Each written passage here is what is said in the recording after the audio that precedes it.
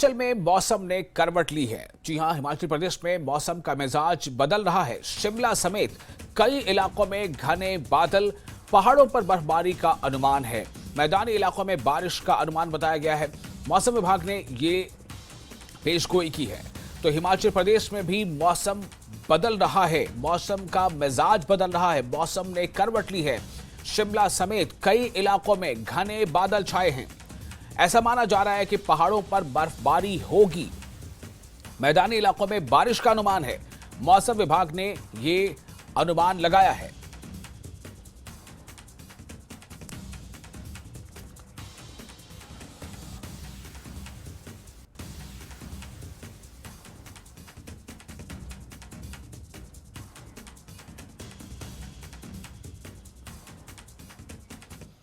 और वहीं मनाली में सर्दियों ने दस्तक दे दी है और तापमान में भी गिरावट देखी जा रही है। लगातार बढ़ती ठंड के चलते सुबह शाम के समय तापमान यानी जो टेम्परेचर है वो माइनस में जा रहा है। लगातार बढ़ रही ठंड के चलते लोगों ने गर्म कपड़ों का सहारा लेना शुरू कर दिया है। स्थानीय लोगों का कहना है कि अचानक हुई पहाड़ों पर बर्फबारी के बाद तापमान में गिरावट आ गई है और ठंड बढ़ गई है। साथ ही ये भी बताया कि मौसम विभाग के द्वारा आने वाले दिनों में बारिश और बर्फबारी की जो संभावना जताई गई है, ऐसे में उन्हें उम्मीद है कि अगर घाटी में बर्फबारी होती है तो इसका फायदा उनके पर्यटन कारोबार को जरूर मिलेगा।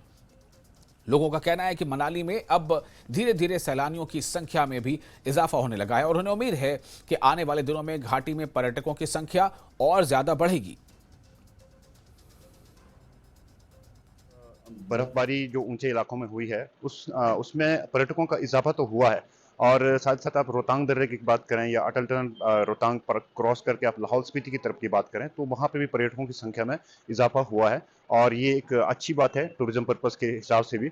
और आने वाले टाइम में जो नया साल है उसमें उम्मीद है कि खूब बर्फबारी पड़ेगी और पर्यटकों का हुजूम जो है इन पर्यटन स्थलों में बढ़ेगा। अभी सुबह शाम तो दिन में तो थोड़ा धूप है, मतलब सुबह शाम तो ठंड है, लेकिन अभी दिन प्रतिदिन जो ठंड बढ़ती जा रही है। मुझे लगता है कि अगले महीने तक शायद ज़्यादा हो जाएगी, तो बर्फ़ गिरने की संभावना है। देखिए टूरिज्म को तो जी मैं स्पष्ट कहूँगा, टूरिज्म को तो फ़ायदा मिलेगा। यहाँ के मतलब जो पर्यटक मतलब अपने जो लोग हैं मतलब इससे पर्यटन से जुड़े हैं। और इस खबर पर ज्यादा जानकारी के साथ हमसे जुड़ चुके हैं राजेंद्र, मौसम बदल रहा है, ठंड बढ़ती जा रही है, आप कैसा महसूस कर रहे हैं? आप क्या देख रहे हैं? लोगों की प्रतिक्रिया क्या है? हाँ बिल्कुल विशाल, अब ठंड सर्दियों का मौसम हिमाचल प्रदेश में शुरू हो चुका है और आज हालांकि सुबह के समय अब ज़रूर आसमान में बादल थे और ऐसा लग रहा था कि कभी भी बारिश हो सकती है, लेकिन जैसे जैसे दिन चढ़ता गया अब सूरज ज़रूर निकला है। लेकिन अब जिस प्रकार बादल आसमान में, ऐसा लग रहा है कि 1.5 से 2 घंटे बाद दोबारा से सूरज बादलों के ओंठ के पीछे छिप जाएगा और दोबारा से ठंड पूरे प्रदेश में होगी। मौसम विज्ञान केंद्र का अनुमान है आज हालांकि प्रेडिक्शन कम है, हल्की प्रेडिक्शन है बारिश की, लेकिन ऊंचाई वाले क्षेत्रों पर आज भी बर्फबारी की प्रेडिक्शन है और ऊंचाई वाले क्षेत्रों पर बारिश भी हो सकती है। इसके अलावा आने वाले 2 से 3 दिन प्रदेश में काफ़ी ठंड भरे रहेगी क्योंकि बारिश की प्रेडिक्शन लगातार हिमाचल प्रदेश में है। ये जो पूरा सप्ताह है हम कह सकते हैं, इस पूरे सप्ताह में बारिश भी हो सकती है और ऊंचाई वाले क्षेत्रों पर बर्फबारी भी हो सकती है और बीच बीच में धूप खिलने के भी आसार हैं। लेकिन आज की सुबह ज़रूर बेहतर हुई है, लेकिन जिस प्रकार से ठंड बढ़ रही है ये काफ़ी परेशान करने वाला है स्थानीय लोगों के लिए, क्योंकि जैसा कि हमने लोगों को सुना, अभी प्रतिक्रिया सुनी, सुबह शाम बहुत तेज़ ठंड हो रही है और दिन को जब सूरज निकलता है उस समय के लिए तो ज़रूर थोड़ी राहत रहती है, लेकिन जैसे ही सूरज बादलों की ओट के पीछे चला जाता है फिर दोबारा से ठंड प्रदेश में चलती है, क्योंकि ऊंचाई वाले स्थानों पर बर्फबारी हो चुकी है पहले 1-2 बर्फबारी, तो ठंडी हवाएं फिर टेम्परेचर को और गिरावट करती है और पूरे प्रदेश में जो मिनिमम टेम्परेचर है उसमें गिरावट दर्ज की गई है। 3 से 4 डिग्री टेम्परेचर में गिरावट है और जैसा मौसम विज्ञान केंद्र का अनुमान है आने वाले दिनों में और आज शाम तक भी बारिश अगर होती है तो फिर टेम्परेचर में और गिरावट होती है। तो कुल मिलाकर हम कह सकते हैं कि ये पूरा सप्ताह जो है तो वो बारिश हिमाचल हिमाचल प्रदेश में हो सकती है बीच बीच में, और ठंड तो ज़रूर अब बढ़ गई है और पर्यटन कारोबार के लिए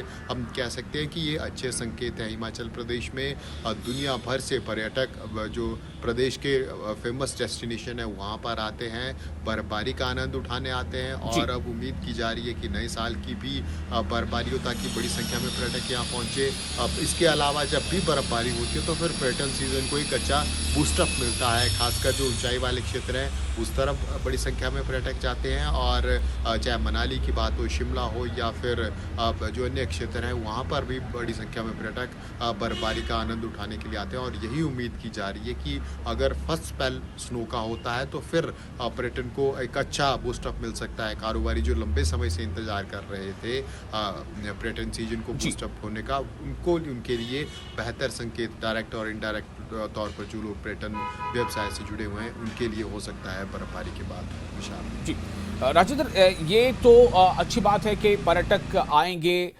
उनमें उनकी संख्या बढ़ेगी तो जाहिर है कि वहाँ जो है आर्थिक दृष्टि से ये वहाँ के लोगों के लिए बेहतर है। लेकिन इस बर्फबारी में या इस मौसम के बदलते मिजाज के बाद जो स्थानीय लोगों की परेशानियां अगर बढ़ती तो वो किस तरह से बढ़ती हैं? हाँ बिल्कुल विशाल, स्थानीय लोगों के लिए हमेशा ही ये मौसम कष्टदायक रहता है। जब अगर ऊंचाई वाले स्थानों की बात करें, खासकर ट्राइबल एरियाज जो हिमाचल प्रदेश के हैं, चाहे लाहौल स्पीति है, किन्नौर है, चंबा पांगी भरमौर है, या सिरमौर का जो ऊंचाई वाला क्षेत्र है, शिमला ज़िला का ऊंचाई वाला क्षेत्र है, डोडरा क्वार हम इसमें ले सकते हैं। लोगों को महीना 2 महीने पहले से तैयारी इस पूरे सीज़न की करनी पड़ती है।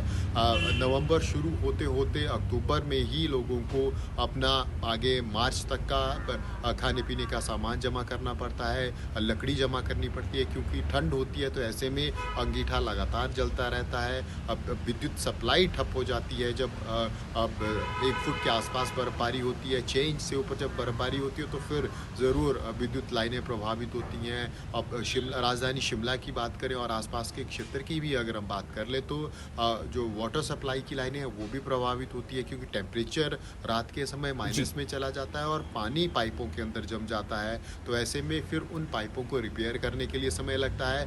विद्युत सप्लाई प्रदेश के ऊंचाई वाले क्षेत्रों में और मध्य ऊंचाई वाले क्षेत्रों में दोनों में ही प्रभावित हो जाती है पूरी तरह से। उनको रिस्टोर करने में समय लगता है, सड़कें बंद हो जाती हैं, तो काफ़ी दिक्कत स्थानीय लोगों को इस मौसम में झेलनी पड़ती है। और क्योंकि हर साल का यही प्रोसेस है तो ऐसे में लोग आदी भी हो जाते हैं, लेकिन दिक्कत बड़ी संख्या में झेलनी पड़ती है। जब 4-5 दिन ऊंचाई वाले क्षेत्रों में लाइट नहीं आती है तो बिजली के बिना आज के युग में आप समझ सकते हैं कि किस प्रकार की दिक्कत होती है। और खासकर पर्यटक जब एडवाइजरी फॉलो नहीं करते हैं तो फिर उनको भी दिक्कत झेलनी पड़ती है। इसलिए जब भी पर्यटक बर्फबारी के सीज़न में हिमाचल प्रदेश में आए तो जो स्थानीय पुलिस की एडवाइजरी है उसके ऊपर ज़रूर विचार कर लें, उसको ज़रूर फॉलो किया जाए। जिन सड़कों के ऊपर फिसलन होती है, पुलिस की तरफ से मना की जाती है वहाँ पर ट्रैवल करने की, उस तरफ ना जाएं तो बेहतर रहेगा विशाल। बहुत शुक्रिया आपका राजन तमाम जानकारी के लिए।